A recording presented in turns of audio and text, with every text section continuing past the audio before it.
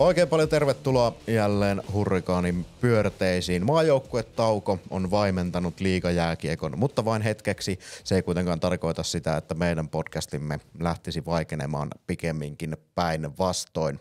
Tänään saadaan vieraaksi erittäinkin odotettu vieras myöskin, nimittäin tuohon viereiseen penkkiin istahtaa JYPin pohjois-amerikkalaisvahvistus tälle kaudelle Nate Schnarr, joka tuossa alkukaudesta siis oli myöskin loukkaantuneena ja KalPaa vastaan sitten palasi tosi toimi, joten tästä varmastikin saadaan mielenkiintoista keskustelua aikaiseksi, että minkälainen se loukkaantuminen oli ja mieshän tunnetaan aktiivisena ihmisenä myöskin jääkiekon ulkopuolella, joten siitäkin varmasti mietteitä tullaan kuulemaan.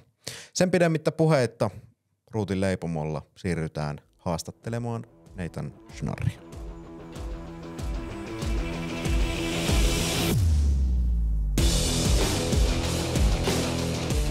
Hurrikaanin Pyörteissä jatketaan tässä kohtaa JYPin sairastuvalta vasta joukkueeseen myöskin uudestaan liittyneen Nate Schnarrin kanssa. Nate, welcome to the podcast. Thanks for having me. How are you doing? I'm good, thanks. It's nice to get a little break on national team week here, so use that wisely, but I'm feeling good. It's nice to be back playing hockey. We heard from the press conference that you have 3 days off.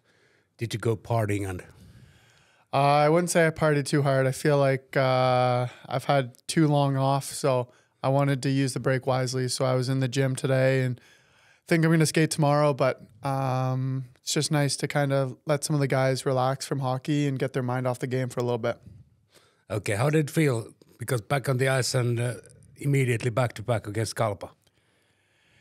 Yeah, obviously they're a good team. I wasn't overly satisfied with my game. I know that I have more to bring to the team and to help out, but I kind of got to expect that after missing 2 months and it being a frustrating process, but it'll come for me, so we're not worried about it.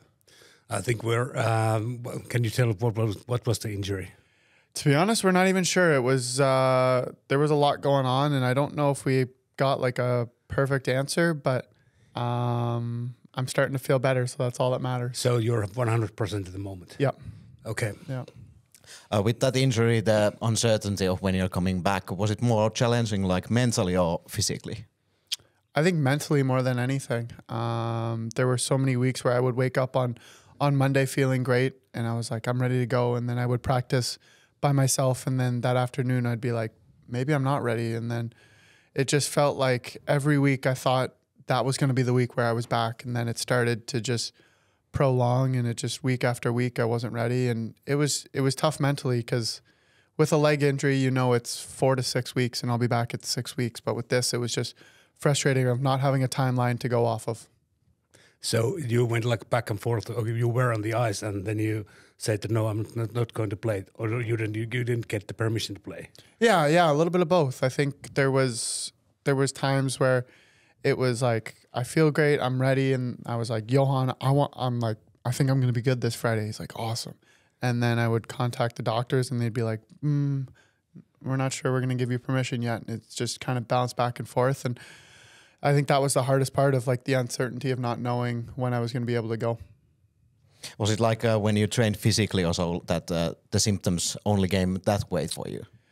No, I think that was the most frustrating thing is like, and I still don't know what caused the symptoms. Like it was random things throughout the day. It wasn't physical activity. I think physical activity was some of the best I felt throughout the day, and it was, I think that was the hardest part is I felt great, and then there were moments of uncertainty, and that was the hardest part.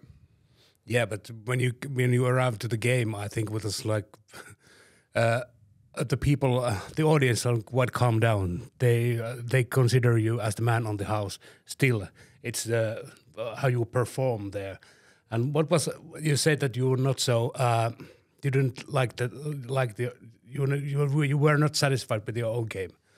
Yeah, I just know that I have more to give. I think it's the first game back obviously was tough on the conditioning. I had limited practice time before that game, so it was tough I felt like I wasn't in the best shape physically, but just a lot of mental mistakes too. I think it's you get a little rusty when you take 2 months off, but just a couple things that I know I can do better that will come back quickly when I get back on the ice.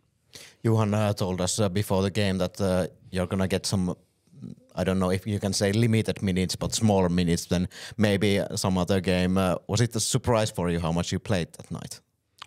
No, he kind of said the same thing to me, and I said if I'm ready to go, I want to play. There's no question for me. I want to be on the ice when I'm out there, and that's when I'm playing my best is when I'm in the game. So I don't think the minutes were an issue, and I was ready for them. If we think about the off-ice side also, how has it been for you the first few months in Jyväskylä? It's been awesome. I'm not going to lie, the training camp here was pretty hard compared to what I was used to back home, but the first Finnish training camp was a really good time. I think it brought us together as a team, and I think we have an amazing staff here in Jyväskylä. Our training staff, I have to give them credit for everything they do because they help us perform every night, and they make our job pretty easy. Were you training with the team the whole summer, or No, I was back in Canada all summer. So after we lost last year, I left beginning of May. Took a couple weeks off back home, and then spent a couple months training with my skills coach and workout coach back home. So you have your own skills coach and workout coach? Yeah, I hired a skills coach that I love. He's an amazing guy. He still cuts video for me, and we chat almost every day about just hockey, and he cuts clips for tons of NHL guys and just shows me like what they do well, and I think it's been a big part of my career and a huge part of my success recently as to why I hired him. Yeah. Do those coaches discuss together with Mr. Pohjanvirta, the conditioning coaches? I don't think they've talked to our coaching staff yet, but I reached out to, I showed Johan a clip of what our skills coach sent me, and I said I think this will make a big difference in my game, and I would love to work on this together. And he said when we're back practicing, let's work on that because he agrees. I think it'll make a big difference. Can you tell what was that? It was such a simple clip. It was just instead of like going to retrieve a puck in the corner, my skills coach wants us to. He wants me to get into the bodies more. So instead of just rushing to get the puck, kind of shoulder check where the defenseman is and get into him to initiate the contact, and just being more comfortable with guys on your back and being able to play with guys on your back instead of rushing to pucks and allowing them to pin you and everything. So basically like playing like a big guy because you're a pretty big guy. Yeah, playing like a big guy and being comfortable. But I think when you have a guy on your back, it allows you to hold control of the situation compared to when there's a little bit of gap, the other guy's kind of in control there. And so the more you get him, the more comfortable you are with him on your back, the more you're in power, I think. What about the conditioning? Do you usually go to weightlifting, or how does it go?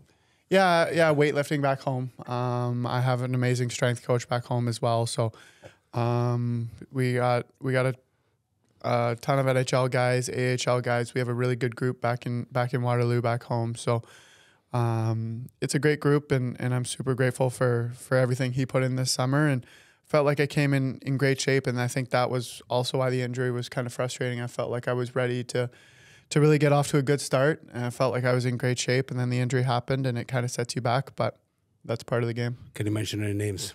Yeah.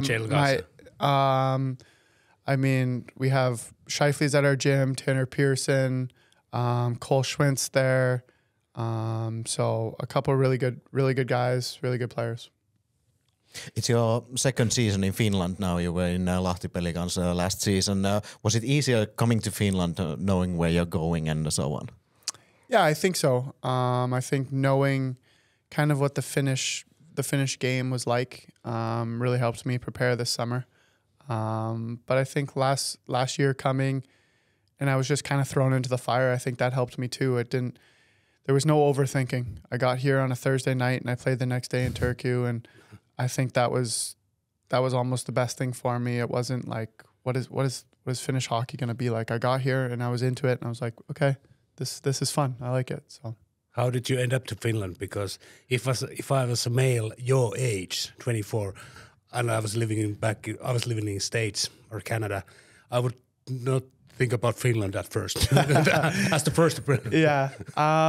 So my contract ended with LA, and then I didn't get qualified, so we were looking for offers, and I told my agent that I would like to give it one more shot in North America. I thought I worked with that skills coach my first season, and I was really dialed in that summer, and I thought, let's give it one more year. I'm not ready for Europe yet. And I talked to a couple guys, and they said that's a great decision. I think when I wanted to come to Europe, I wanted to be dead set that this was the decision I wanted to go with. So I took a tryout job in Columbus, and it didn't work out there. And I think the decision was kind of made for me that my heart was ready for Europe at that point. So we started looking and got one offer in Germany and one offer by the Pelicans. And I know we were talking to JYP as well. And the decision just came down to my agent thought Lahti was a great fit for me. And so I listened to his advice and ended up in Finland. So you knew where Finland was? Yes. Yeah, I knew where Finland was. And I knew, obviously, the hockey culture here is amazing. For a smaller population, I know how incredible your results are at all the levels of hockey. So I knew where it was and the culture here. Did you discuss with the Finnish players who were playing in an NHL and AHL? So where you were going? I didn't reach out to too many at first. I think it happened so quick. I got sent home on a Sunday from training camp in Columbus, and then I got an offer from Lahti on Tuesday. And Thursday you were playing against TPS. And I flew out Wednesday morning or Wednesday afternoon because of the time change. I got here Thursday night. Yep. And I was playing Friday. So Friday.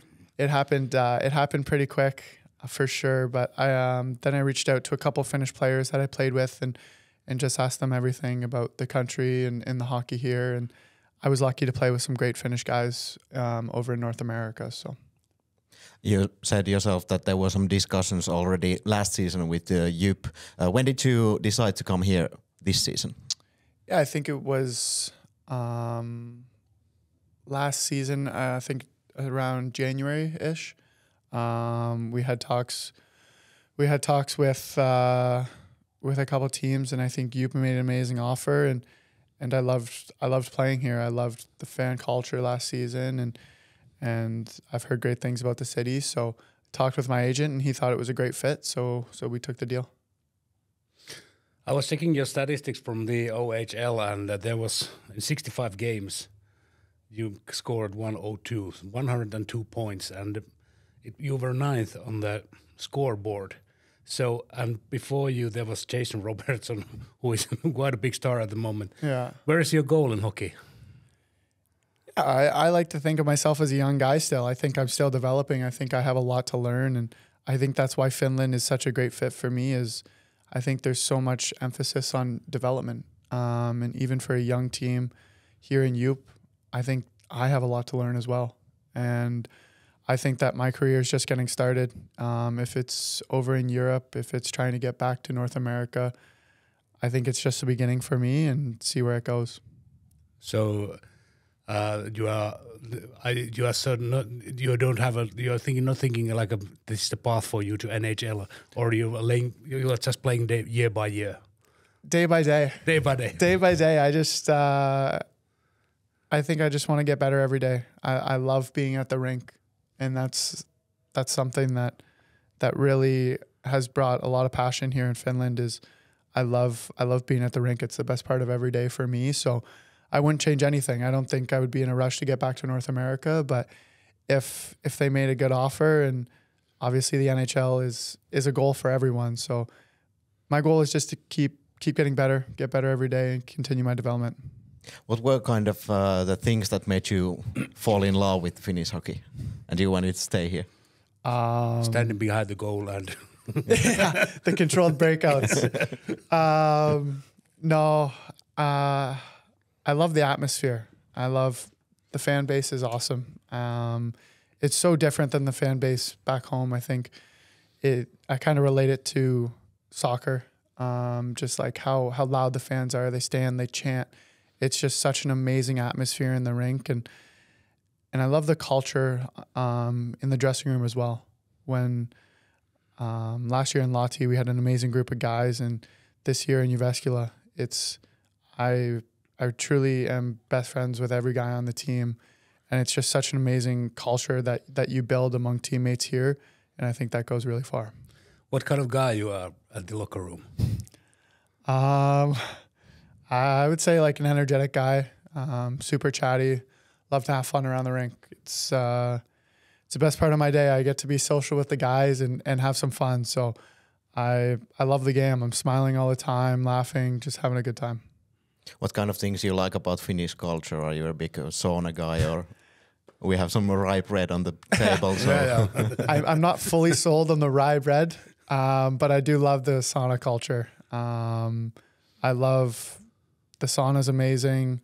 I was blown away when I showed up and my apartment last year had a little sauna in it. I was like, this is not normal for me, but the food here is incredible. The people, the lifestyle. I love the winter.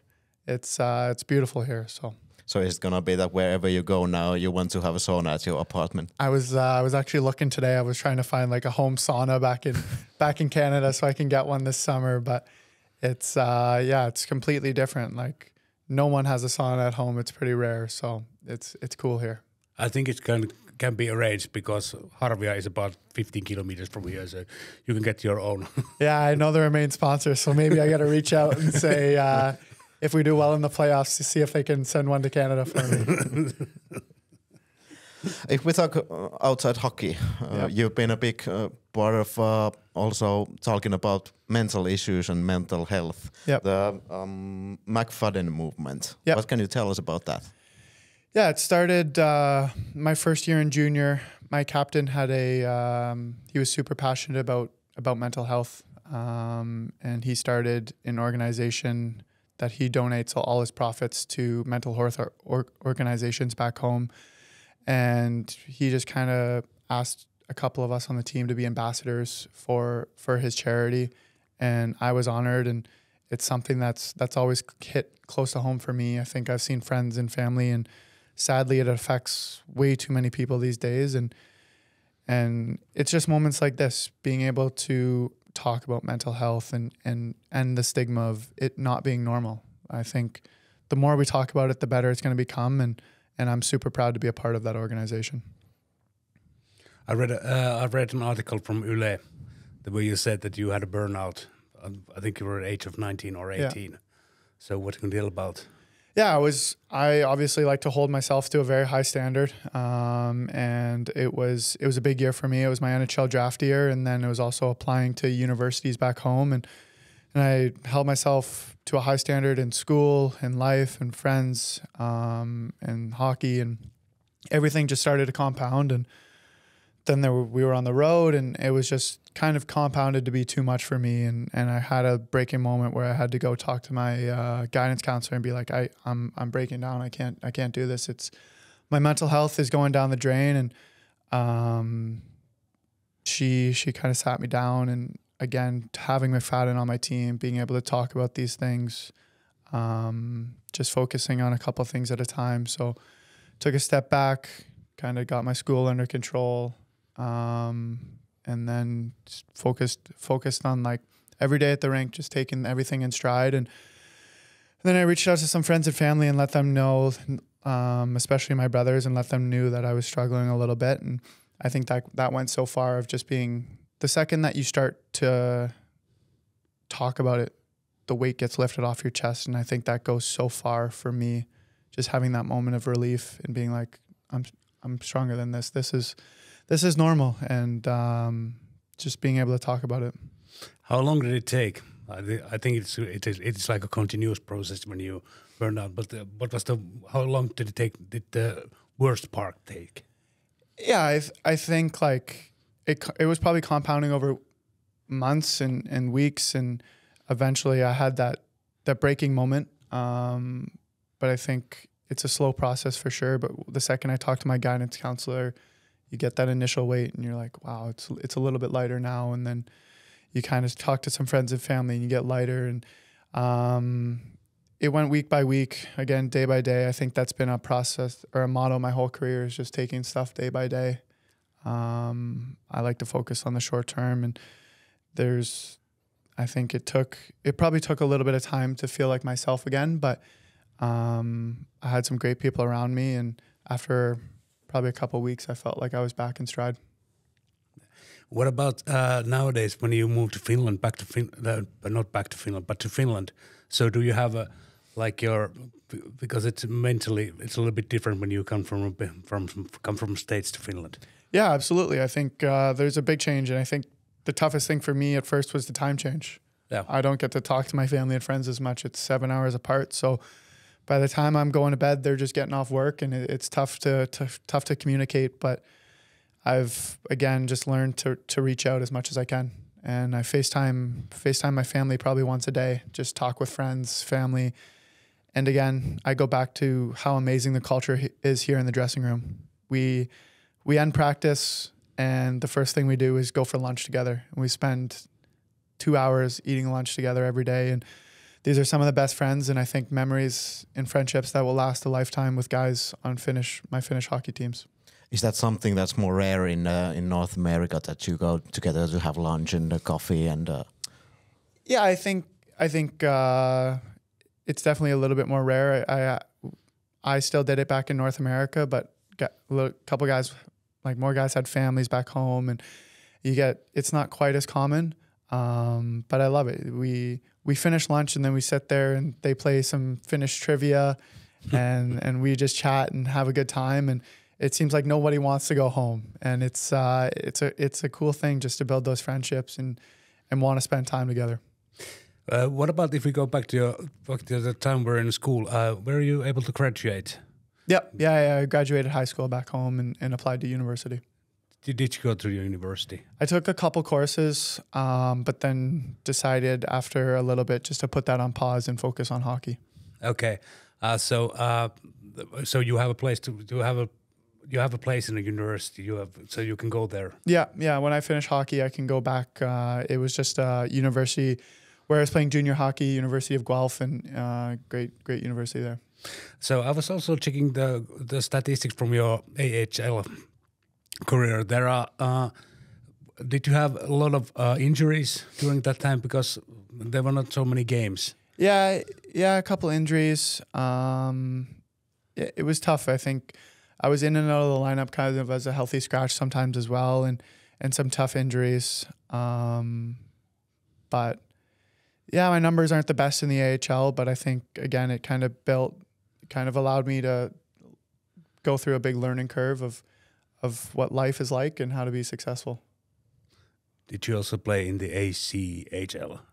The ECHL? ECHL, sorry. No, I didn't. I never got sent down to the ECHL, so didn't get any games there. If we talk about the mental health thing, how important do you see it for sports and more celebrities to talk about the things? Because many people look up to ice hockey players and other celebrities. Yeah, I think that's kind of what McFadden was thinking when he started this charity. But like you said, I think young kids look up to us, and it's so big and important to talk about it, because you can look at a hockey player and say, oh, he's a tough guy, he doesn't have any mental issues. But now you realize that celebrities, athletes, all the top business people, everyone has mental health, and everyone has struggles, everyone has like ups and downs, and the more we talk about it, the better it is, because we're all human, and mental health is a super important part. And I think as a youth, you're kind of naive. You don't understand as a kid growing up what mental health is, and you think that you should be happy every day and life's easy, but we're all human. So I think the more that I can talk about this and kids can understand that process, that it's important. Is it common to use a therapist and medicine back in States? Yeah, I think so. Like it's definitely becoming more and more common. I've known many people who have seen therapists use medicine. I've seen a therapist. I think it's something that is unbelievable, and it's again just ending the stigma of realizing that we're human. So are you now seeing a therapist here? So because you can see them by teams and. If you want to use one and practice from States. Yeah. I haven't seen a therapist here, but yeah.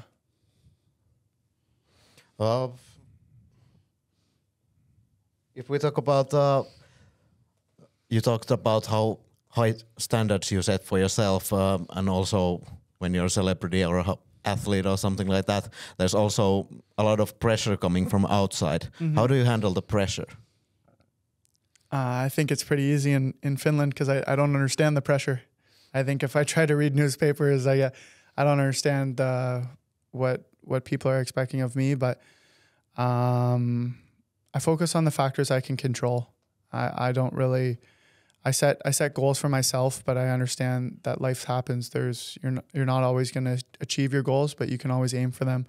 So I think there's a lot of things that are outside of my control, and points aren't always the most important things. Whatever it is, and I just want to help this team win. So what I can do is I can focus on my effort in the gym, at practice, my preparation for games, just the small things in life, and then results will happen.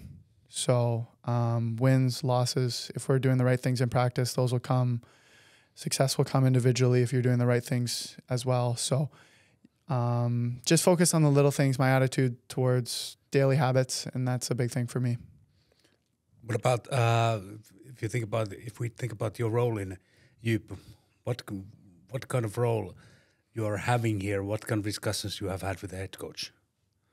Obviously, I want to be a big part of this team. I think I see a lot of potential in our team. I think we're just scratching the surface. I think I see teams that we can compete with every night, and I think we're starting to play like we can. And I want to be a big part of it. I think I'm a two-way center who can play on the penalty kill and take a lot of pride in that. I can play on the power play and put up points. Responsible 5-on-5.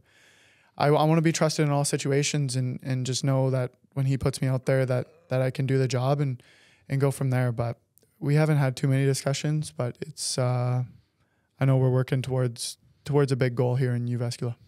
The beginning of the season has been all ups and downs all the time. So what do you think? What kind of what is the main reason that it has been like that? Yeah, I think it's been a tough start. Like you said, we just got to find a level of consistency that we can maintain for the entire season. I think we can compete with every team in this league, and I don't see why we can't. I think we've got some learning to do, just how to start games, how to close out games. There's just a couple little things that I think will make a huge difference in our game, and it's just about finding those factors, and eventually I think it'll click here and we'll be a dangerous team. What are the factors? That's the golden question right there. I wish I had the answer. Yeah. I think for every team it's different. I think I wish I could tell you, because then I would go into the coach's office and see if it would be the correct answer for us. But it's day by day. I think we're starting a process here. I think we're just starting the base of work, and I think we're trending uphill, and we're just going to keep trending. And it's a marathon, not a sprint. So we're 18 games in now, and I think if we keep trending the right direction, it could be a dangerous mix come playoff time for us, as long as we keep trending the right direction. What do you think? You have played in Pelicans. If you compare the Pelicans hockey and the JYP hockey, what is the biggest difference? I know that there are quite similarities, but yeah, there is a lot of similarities. I think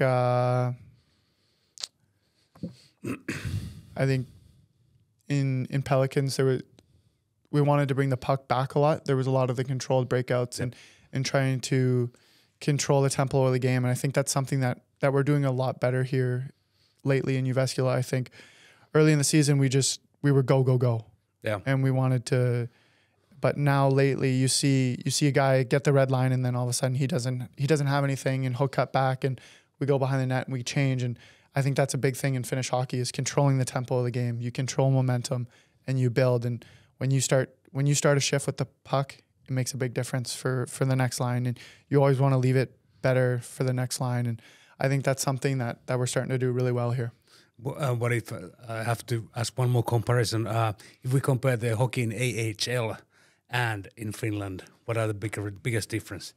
We know the size of the rink, but yeah, I think that makes a big difference. I think there's a little bit more time here in Finland, just because the ice is so small in North America that you always kind of got pressure. It's obviously a little bit more physical, and I think it's just a lot of like chip and chase. Like you see a lot of like forechecks and back and forth. You get a lot more odd man rushes. I think it's pretty rare.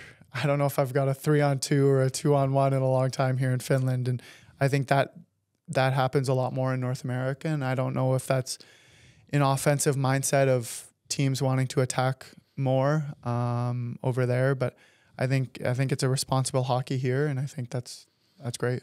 What kind of hockey do you want to play? What is if you could pick? You can't say winning hockey. Yeah. I do love winning hockey. That's the wrong answer. That's the right answer. We want something more. Yeah, I think it's a combination of both styles that I'm used to. I think you want to be an aggressive team who can always put teams on their heels. So if you got to chip a puck and go chase and be aggressive on the forecheck, that's something that goes so far.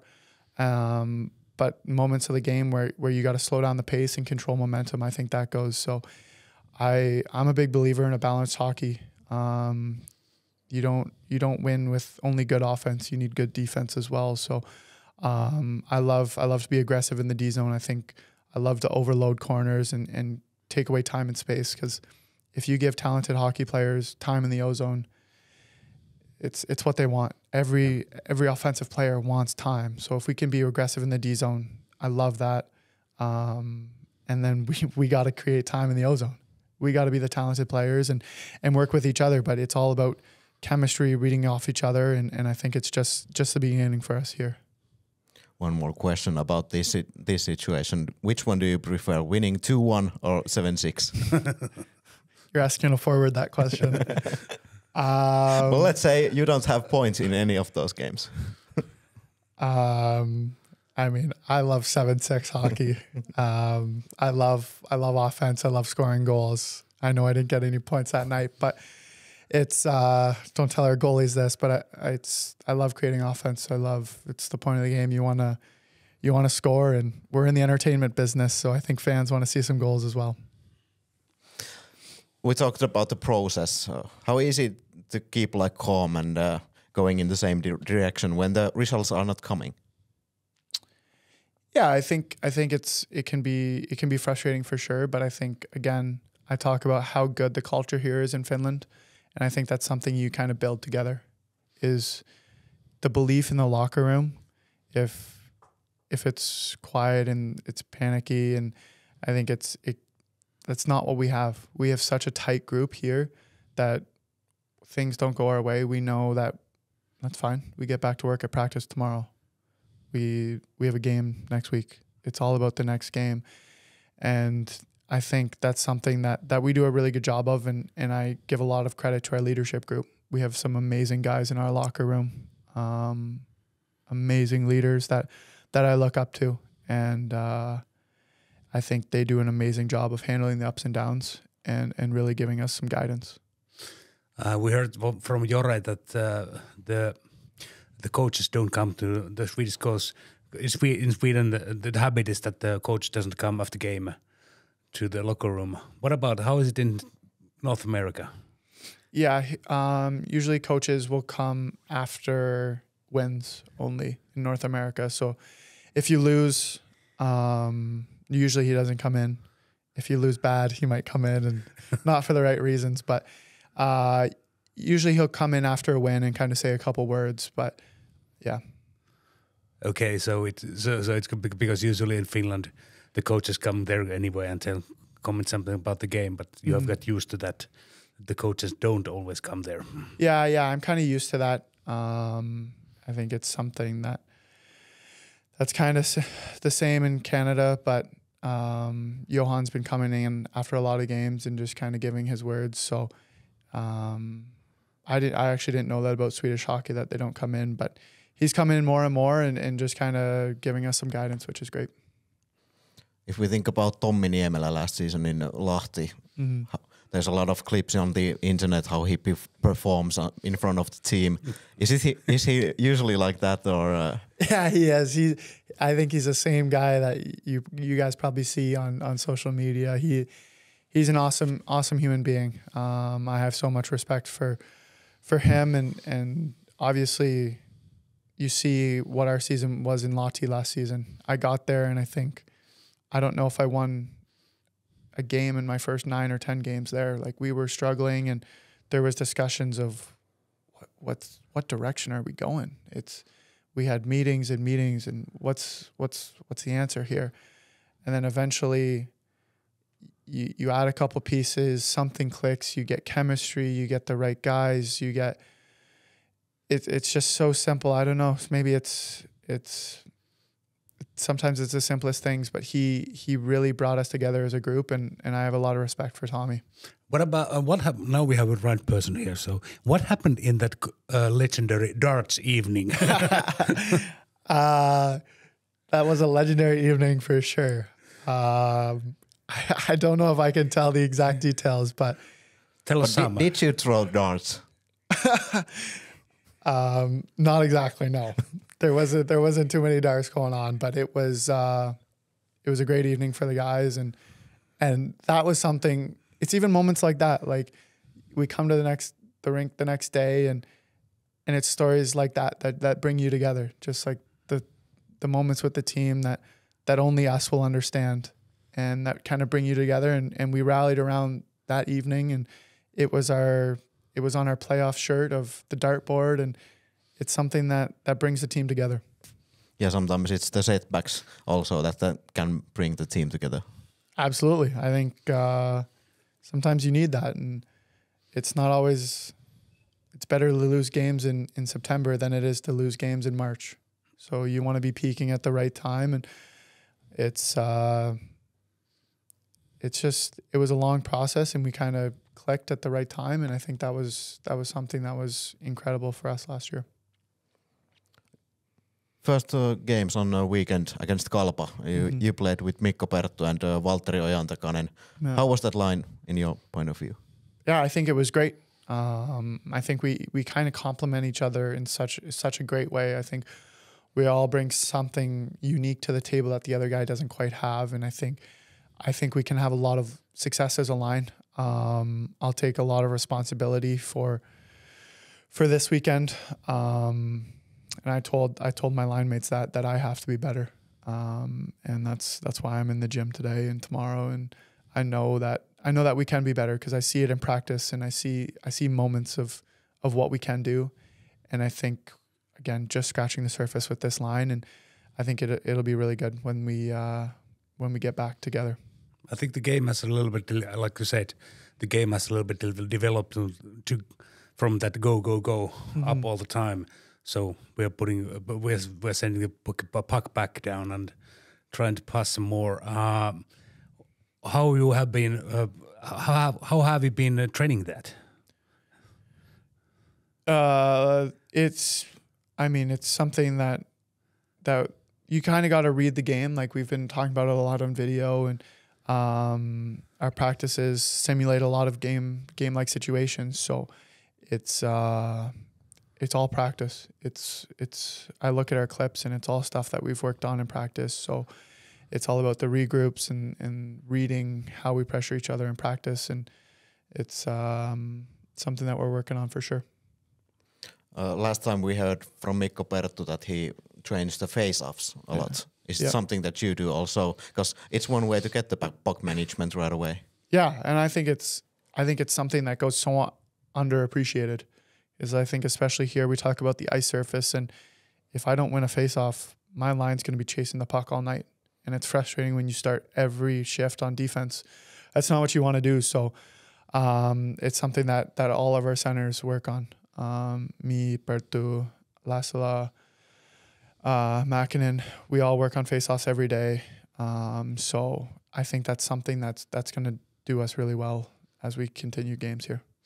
Do you want to keep Perttu not a center and on your right wing? I really like him on my right wing. I think we can build a lot of chemistry together. Because I think he plays much more better as a winger if we compare him as a center. Yeah, I loved his game as a center too. I think he stepped up really big for us in those first couple of games. He was one of the guys that when I first got here, I said he's unbelievably talented and I would love to play. And I remember I think it was like my third day into training camp. I was like, "Are you a center or a winger?" Because I was. Yeah. And he was like, "I'm a center." I was like, "Well, like, because I figured maybe we could be on a line one day, but I think he's an amazing player, and I think he's going to be an amazing player in this league for a while." How do you discuss with Mikko about the face-offs? Of course, I think the golden line is he takes the face-off on the left side and you take on the right side, but there's some differences on that too. So how much do you talk about that? Yeah, we talk about it a lot.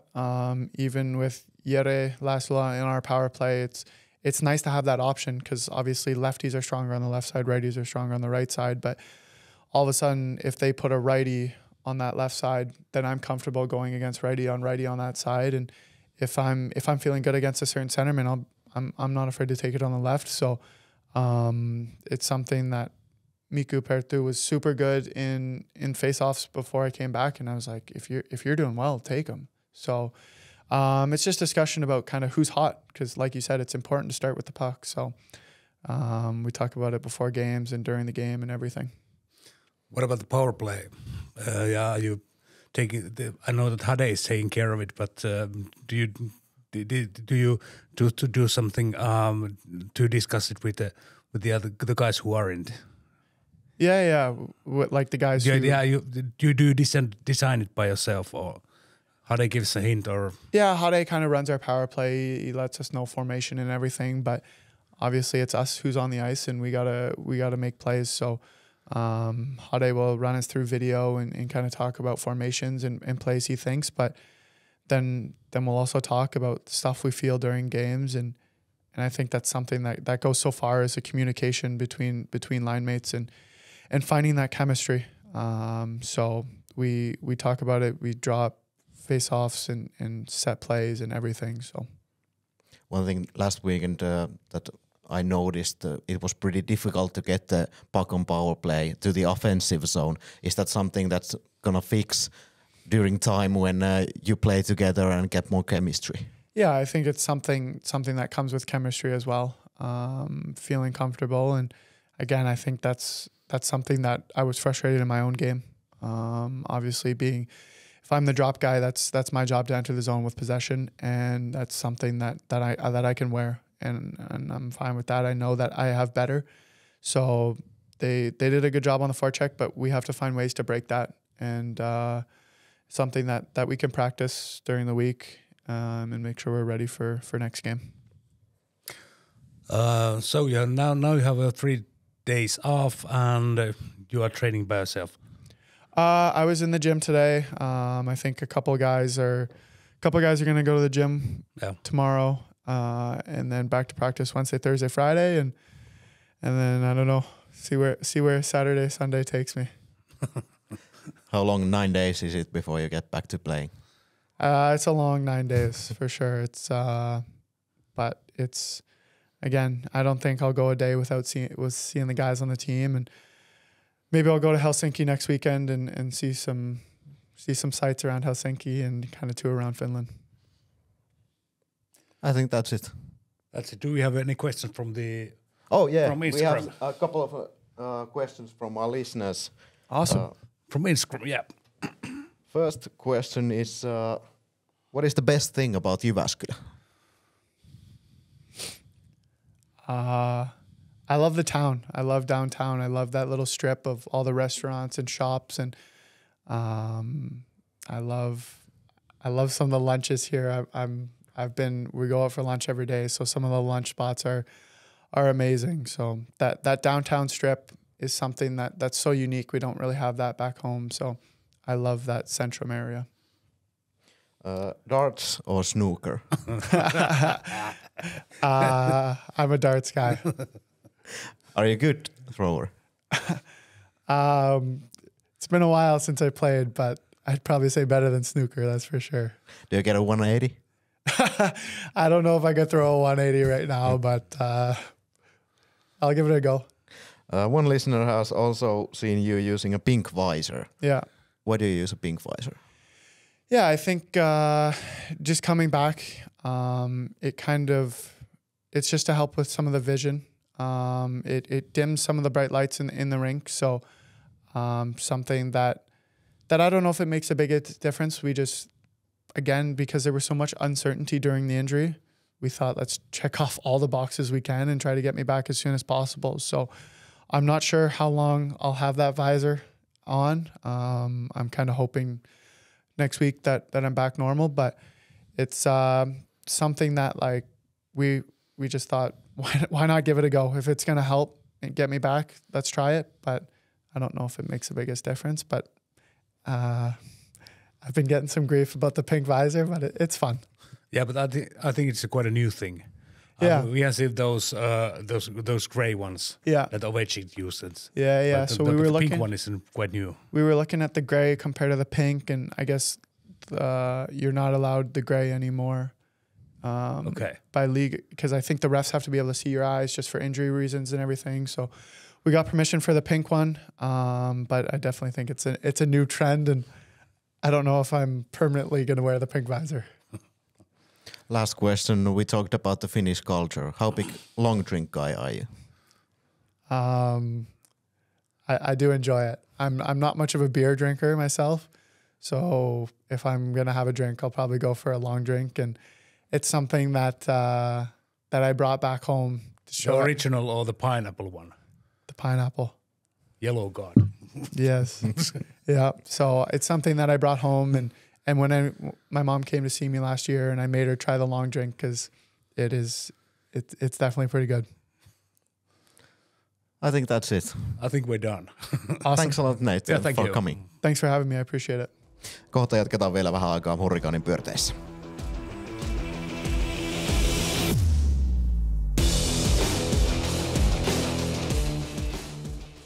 Näinpä me jatkamme vielä vähän aikaa Hurrikaanin pyörteissä Heikki Kekäläisen kanssa. Käydään vähän alkukautta läpi, mutta voitaisiin alkuun sanoa, että siinähän oli ihan mukavaa puhetta myöskin tuo meidän Mr. Ykkössentterin kanssa.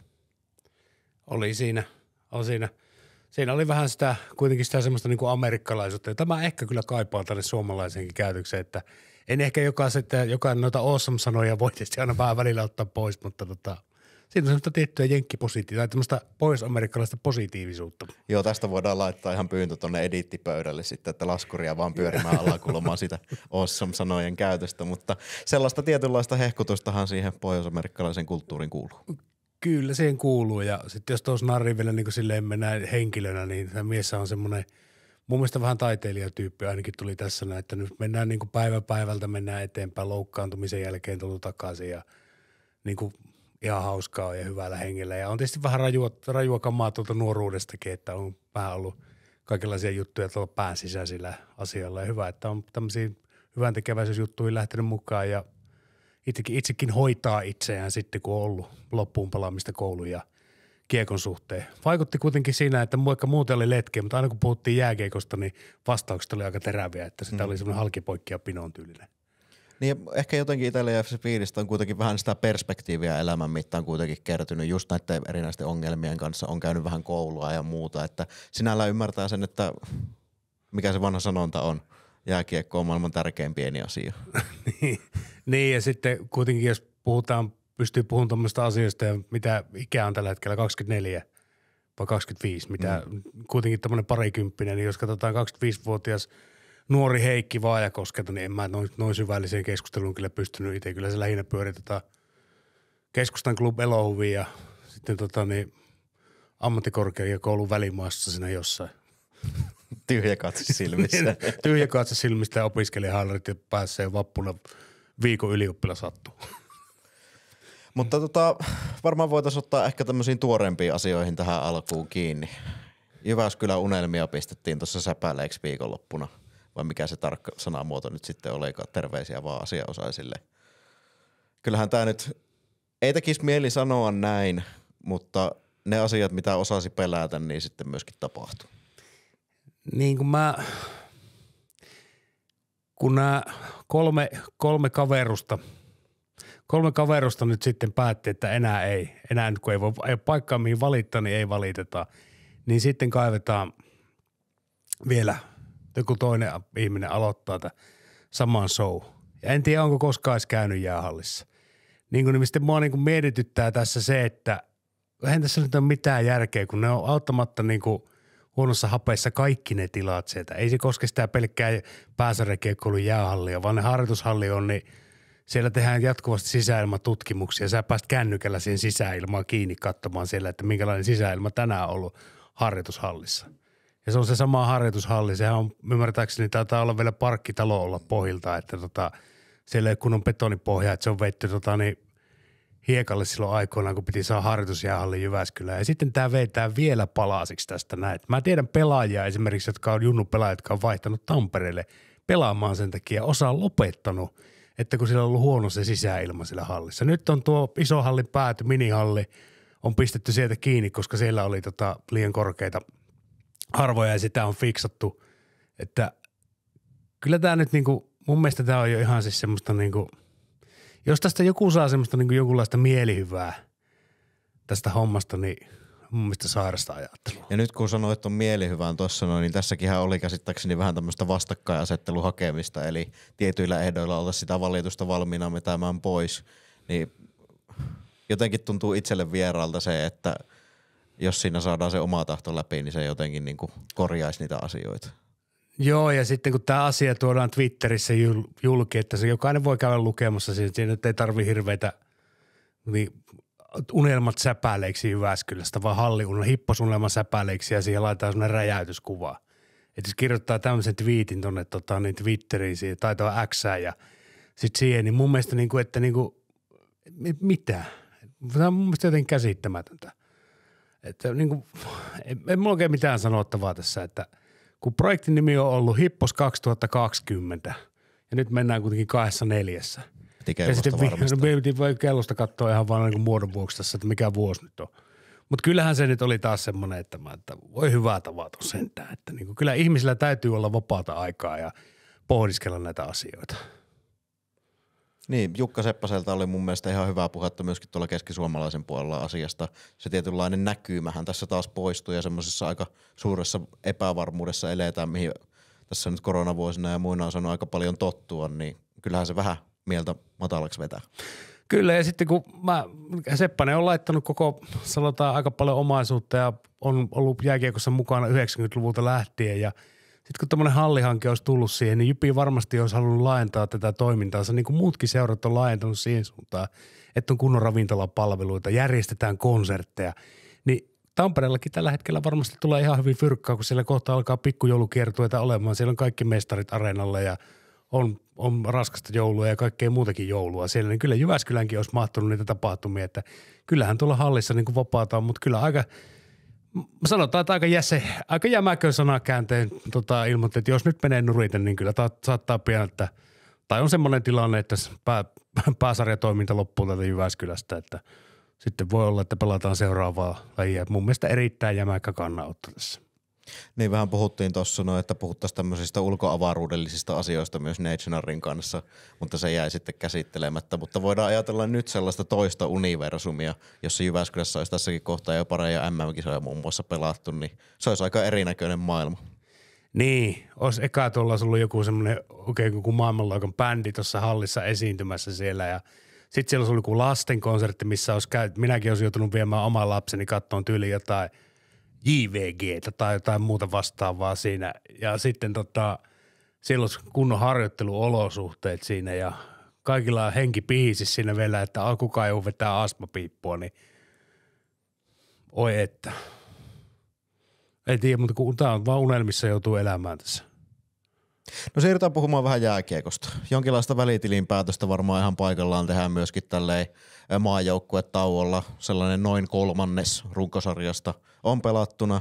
Sijoitus on mikä on, pisteitä on minkä verran on. Mutta jos ajatellaan ihan semmoista kokonaiskuvaa, Jos yhdellä sanalla tässä tiivistää, niin kyllähän se varmaan se ailahtelu on se oikea sana.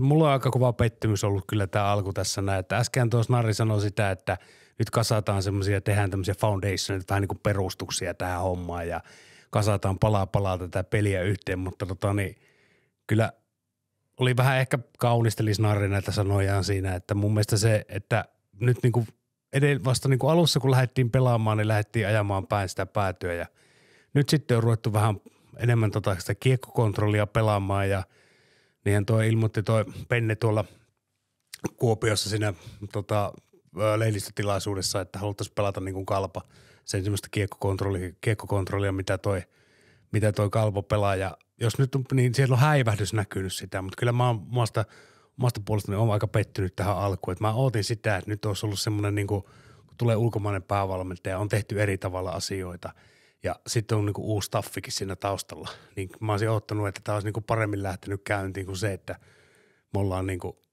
tuolla viimeisen 4 pahimman joukossa.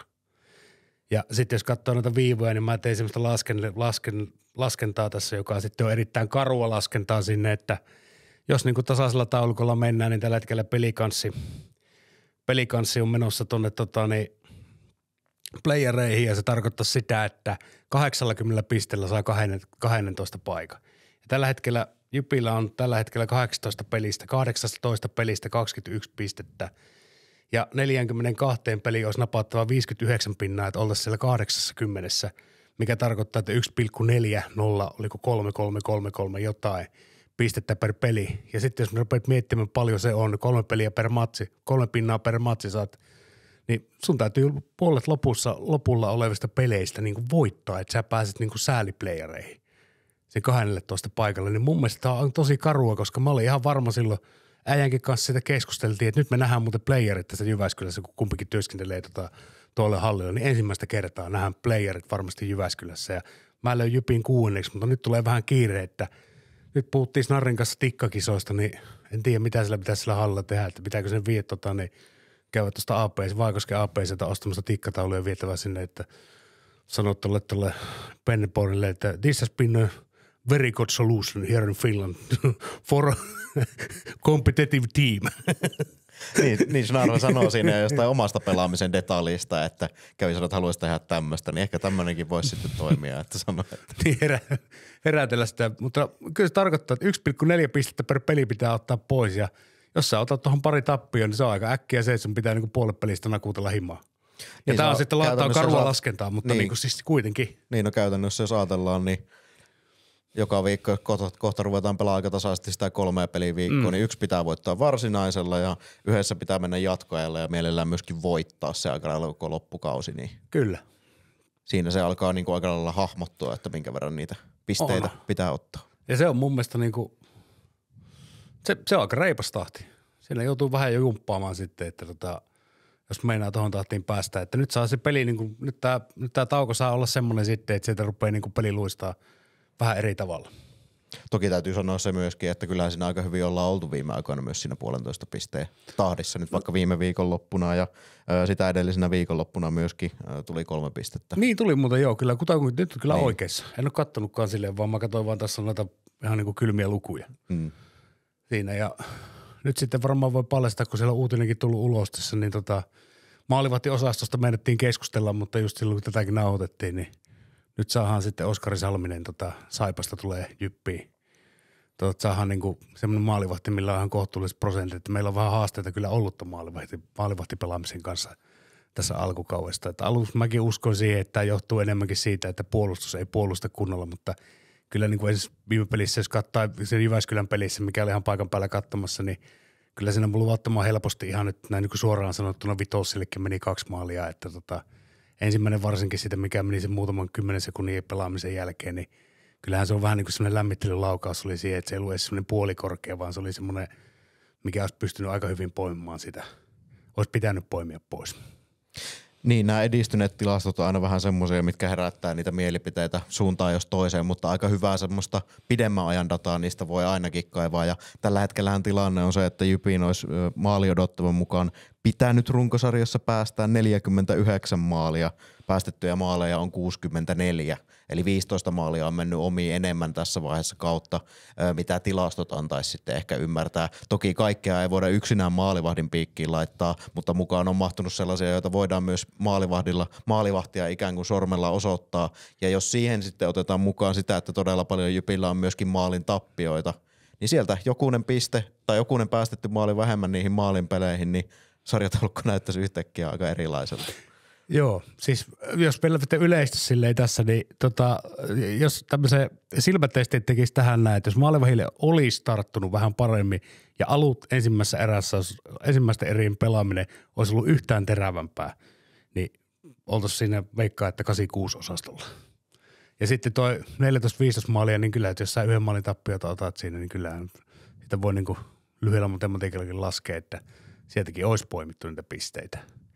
Että nyt Salminen tulee oikein hyvään paikkaan tähän ja nyt kerkeä 1,5 viikkoa tässä touhuta ja sen jälkeen pääsee varmaan uuniin aika äkkiä siinä. Ja nyt on vielä silleen, että ei ole semmoinen niin sanottu maalivahti, joka on pelannut jo.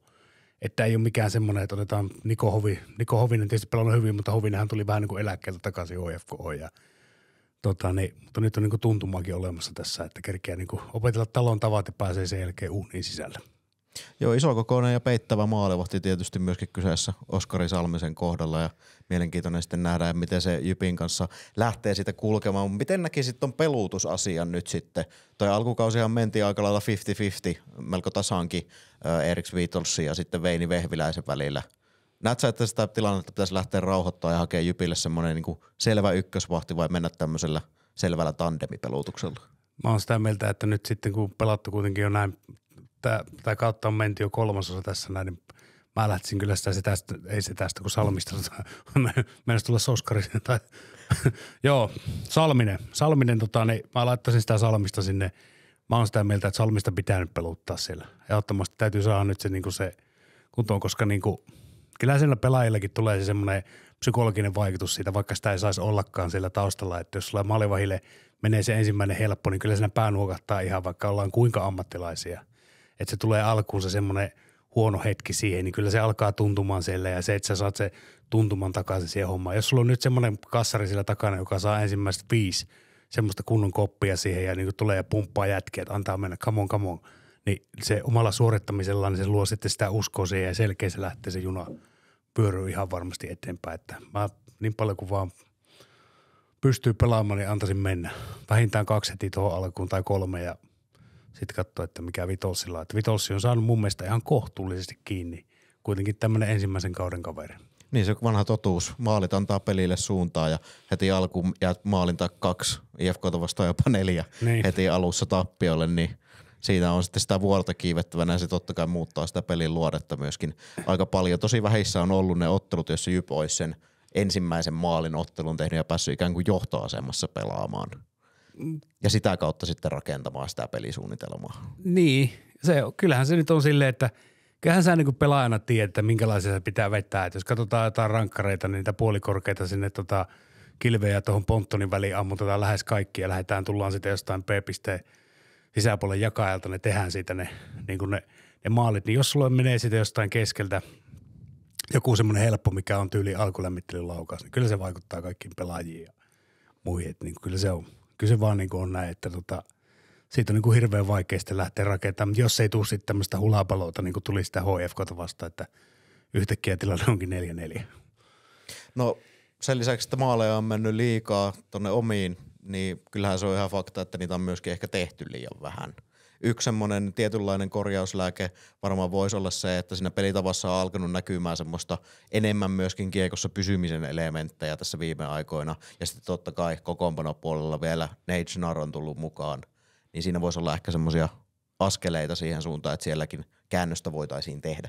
Mun mielestä Schnarri on semmoinen niin kuin habitukseltaan semmoinen kaveri, että niin kuin se rauhoittaa jotenkin sitä peliä siinä kentässä, että heti kun se saatiin se ykköskenttä, se Schnarri siihen keskelle, niin esimerkiksi Pertun peli rauhoittui hirvittävän paljon. Tietenkin se vaihdettiin laitaa, joka on iso vaikutus siihen, mutta se toi semmoisen tietyn, hän pystyy niin hyvin suojaamaan sitä kiekkoa ja tekemään niitä oikeita asioita, vaikka ei ollut tyytyväinen omaan peliinsä, mutta kyllähän se nyt oli ammattimies, kun se tuli sinne kentälle. Ja mä katsoin heti ensimmäistä vaiheesta lähtien, että nyt tässä nyt tullaan niin kuin, että ei ole kiire ja virheitä ei tule huonoja syöttöjä.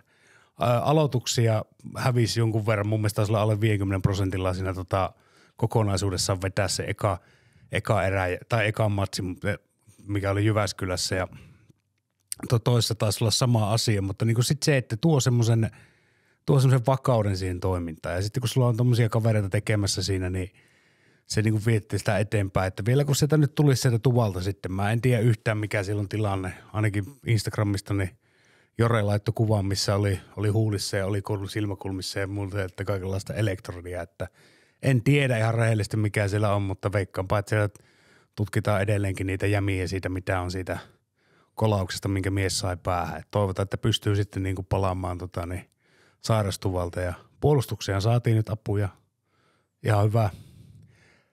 Ihan hyvä kaveri saatiin Ruotsin maalta tänne paluumuuttajana pelikanssa toisessa kaudella. Ja eikö viime kaudella pelikanssa nyt oli jo niin 2 edellistä kautta oli pelikanssa, viime kaudella ei pelannut. Joo ja sitten nyt ja sitten Brynässä oli pelannut 11 peliä, mutta tämä Victor Persson mun mielestä oli oikeasti, se oli ihan hyvää peliä siihen, vaikka nyt oli niinku tuntumaan hänkin vasta haki siihen, että niinku. Niin Juhan Pennepon tuossa sanoi, että siinä on vähän niin kuin semmoinen nuori Juuso Vainio kyseessä, niin kyllä siinä niitä semmoisia yhtäläisyyksiä pelaamissa on nähty. Kyllä on ja sai loppupelistä ainakin Jyväskylässä sitten vielä peliaikaa siinä, mikä oli niinku ihan hyvä osoitus siitä, että peli kulki ihan hyvin. Ja sitten Vainion tilanne, niin en tiedä mikä siellä on, varmaan sekin, mitä siinä oli, siinä voi mennä aika kauan, että kolautti sen päänsä aika pahasti sinne. Haluan vielä palata tuohon Schnarriin sen verran, sanoit sen koodisanaan tuossa, mitä itsekin oli hakemassa takaa, eli rauhallisuus. Tuo viime perjantai-peli KalPaa vastaan kotona. Tuntui, että Schnarr oli kentällä varmaan sen koko 5 minuuttia siinä lopusta, missä JYP erittäin tiiviisti asettuvan puolustamaan sitä omaa johtoonsa. Mutta ainakin itsellä oli kyllä semmoinen fiilis, että ei JYPillä ollut missään vaiheessa mitään hätää, vaan se oli nimenomaan rauhallista ja järkevää johtoaseman puolustamista. KalPalle annettiin niitä laukauksia, mutta annettiin semmoisista paikoista, mistä ikään kuin saakin laukaa, eli jostain siniviivalta ja siniviivan nurkasta ja sieltä kaukaa. Ja maskista saatiin pelaajat pois. Mutta toi Schnarrilla sillä on semmoinen, mun mielestä on epätyypillinen amerikkalainen pelaaja. Kun ne on aika usein aika suoraviivaisia kavereita, mutta tämähän on, toi Schnarr varsinkin niinku, niin mun mielestä se on enemmän sellainen eurooppalaisen tyylin pelaaja siinä, että siis okei, jalkahan on vähän semmoinen, että mä väitän, että pienessä kaukalossa saattaa tulla kiire, että se NHL, jos meinaa, niin siinä joutuu pikkusen jumppaa tekemään sen homman kanssa, mutta hän tykkää pitää kiekkoa suojaamalla, iso kokoisena pystyy sitä tekemään. Ja sitten kun ne syötöt, mitä tekee, niin ei se yritä mitään ihmeellisyyksiä. Tämä kuuluu siihen osaston kanssa, ettei sieltä tule mitään älyttömyyksiä, mutta ne, mitä tekee, niin ne tulee niin kuin semmoisella lähes 100% teholla siinä, että hirveän määrä töitä siellä tulee koko ajan, mutta kun tulee semmoista oikeaa sijoittumista niin se näyttää jotenkin semmoiselta niin kuin sen kuuluisen silmätestin perusteella niin sulavalta meiningiltä, että se rauhoittaa sen koko toiminnan aina, kun hän on siinä kentällä. On se sitten, jos se häviää aloituksen, niin se pystyy jopa paikkaamaan sen homman siitä, että että jos se menee vastustajalle se kiekko, okei, sinne tulee paino, mutta Schnarr pystyy pelaamaan myös sen itse, että hän lähtee sitten siihen lähelle haistelemaan sitä ja pystyy katselemaan tästä mahdollisia syöttösuuntia, mitä sillä pakilla on siitä. Mä katsoin, että niitä kakkoskatkoja tuli aika paljon siinä pelissä, missä siinä oli. Et jotenkin siinä on semmoinen, tämä on JYPille niin kuin elintärkeä pelaaja. En uskonut, että sitä yhdessä podcastissa sanoin kommentin siitä, että en näe sitä, että JYPillä on nyt tasavahvoja ketjuja, että Schnarr on hyvä vahvistus vai mitä mä siinä kommentoin, mutta se, että millä tavalla se tuo tuohon joukkueen toimintaan niin semmoista ryhtiä, niin oli se iso semmoinen varsinkin sen perjantaina sitten, niin se jotenkin, siinä on semmoinen, siinä on siinä toiminnassa, että se pystyy varmasti pelaamaan. Musta tuntuu siltä, että kaikkien pelaajien kanssa, mitä koko joukkueessa on. Niin, semmoinen tietynlainen, sen mukana tähän tuo sitä rauhallisuutta, niin hän poistaa ikään kuin sitä painolastia myöskin tuosta muiden pelaajien harteilta ja osoittaa sellaista johtavan pelaajan elementtiä, mitä tuosta sanotaan ainakin hyökkäyskalustosta varmaan on puuttunut. Teemu Erodista ehkä alakerrassa on mun mielestä ainakin pystynyt ihan hyvin osoittamaan. Kyllä. Ehkä se siitä tulee se hänen semmoinen niin kuin eriomaisuutensa on siinä, että esimerkiksi ne pitkät päätypelit, niin JYP hän saanut niitä hirvittävän paljon, mutta nyt tuli mun mielestä se KalPaa vastaan yllättävän paljon ja aina silloin, kun Schnarri oli kentällä. No Schnarrihan kertoi siinä itse, että hän on reenannut sitä, että miltä tuntuu, kun pakki on selässä. että ne on treenattu sitä, että kun pakki tulee kiinni, niin miten hän niinku tuntee olonsa hyväksi siinä ja miten hän pystyy siis fiksusti pelaamaan siinä laidan lähellä. Ja Pohjois-Amerikassahan ne laidan lähellä ollaan aika hemmetisti, koska se kalkalo on niin pieni, niin se näkyy kyllä, jos niinku kieltämättä nyt siinä, kun rupeaa miettimään sitä peliä taaksepäin, niin se näkyy aika paljonkin siinä, että se pystyy kontrolloimaan sitä kiekkoa siinä ja sitten kun sitä kiekkoa pystytään pitää itsellä eikä sitä menetetä, niin sitten saa luotua tilanteitakin. No jos sunnuntai loppuu vielä katseita vähän eteenpäin. Tuossa Schnarrkin taisi sanoa keskiviikko, torstai ja perjantai ollaan harjoittelemassa kovaa. Sen lisäksi varmaan, jos nyt maalaisjärjellä ajattelee, niin varmaan maanantaina tulee vielä 1 harjoitus, eli 4 semmoista kovaa jääharjoitusta ennen kuin JYP pelaa seuraavan kerran. Aika arvokkaista harjoituksista puhutaan, jos ajatellaan sen pelin eteenpäin viemisen kannalta myöskin sitten kohti seuraavaa puserusta. Muistatko silloin, eikö se OJ sanonut sitä, että kun alkoi maajoukkuetauko, no niillähän alkoi treeninkämppi Jukureissa. Saattoi olla, joo. Joo, kun mä sille just sanoin siinä, että kun ottaa nyt 3 päivää niin kuin vapaata ja antaa pelaajien rentoutua. No okei, Schnarri nyt on ollut telakalla muutenkin, että siinä niin kuin ei silleen, siinä varmaan enemmän hänellä on pelihaluja kuin olla viettää aikaa tuossa Jyväskylän ihanassa keskustassa. Mutta jos ajatellaan semmoista ihan perusviikkoa, keskiviikko, perjantai ja lauantai on pelit, niin sä ehdit ehkä maanantaina pitää sen harjoituksen. Kyllä. Niin nimenomaan tämmöinen training cap-ajattelu maajoukkuetauolla on vallan loogista. Joo, mutta kun siis ehkä enemmän. Ehkä mun mielestä silleen, että se tulee kuitenkin lepoa ihan kohtuu hyvin. Että niin, ehkä pari lepopäivää ja sen jälkeen maanantaista perjantaihin olisi rapssu menemään tuosta oikein kunnolla. Niin looginenhan se on. Kova kuulostaa. Niin, 2 kertaa päivässä olisi antanut oikein kunnolla mennä tässä näin ja niin kuin raapinut. Ottanut löysät pois. No mutta jos ne pitää vaikka 3 kertaa päivässä tuossa keskiviikosta. No se on mun mielestä kovaa. Pikku puntti aamulla siinä ja päivällä läskilenkki ja illalla kunnon luistelut, niin kyllä sekin käy siinä. Mutta en mä tiedä. Mitä mieltä sä oot? Onko sun mielestä tämmöinen setti hyvä, että sulla on 3 lepopäivää ja sitten sulla on 3 treeniä ja sitten se viikonlopun lepää, että maanantaina tuutte konttorille ja keskiviikkona pelataan. Mun mielestä toi on ihan hyvän kuuloinen rytmitys. Siis siinä ensin saadaan ikään kuin nollattua koneet sen pelirupeaman jälkeen, sitten harjoitellaan, sitten otetaan taas pieni breikki ennen kuin lähdetään harjoittelemaan ja pelaamaan, niin mun mielestä se kuulostaa ihan hyvältä juoksutukselta. Niin, on sitten toisaalta sitten kuitenkin kesä on menty ja tuossa on ollut aika syksyllä semmoinen, kun se pelitahti on ollut niin sillä tavalla, että sitä on vaan pelattu käytännössä perjantai-lauantai. Niin, en tiedä. Pitäisi päästä tuonne syvälle jonkun semmoinen ammattivalmentajan päähän tässä. Pitäisi kysyä, että miksi ei vetäisi oikein hirveetti, että sä kokee kunnon överit siinä, että hakisi niinku löysät pois siitä. Tähän kohtaan varmaan voidaan ruveta sitten pikkuhiljaa lopettelemaan. Meno alkaa mennä sen verran levottomaksi. Pistetään hommat poikki. Sitä myöten aletaan pikkuhiljaa lopettelemaan Hurrikaanin pyörteistä tältä erää. Muistutellaan vielä noista palautteantomahdollisuuksista toivoa vieraita ja esittää sitten myöskin noita kysymyksiä. Ja sehän hoituu meille siis 3 kanavaa pitkin. X:ssä käyttäjänimenä on @hppodi, Instagramissa ollaan nimellä @Hurrikaanin Pyörteissä ja sähköpostiosoite on hp@jypliiga.fi. Sellainen pieni jonkinlainen notifikaatio tai miksikä sitä ei haluaakaan sanoa, nosto kuitenkin, että seuraavan kerran ei palatakaan ääneen 2 viikon päästä, vaan todennäköisesti jo vähän aiemmin. Asiaan saattaa liittyä muuan tuore maalivahti uutinen. Ruthin Leipomo hiljenee, kiittää ja kuittaa. Kiitos Heikki. Kiitoksia Kiitos Jere. Nate ja kiitos kuulijat ja katsojat. Nyt moi moi. Moikka.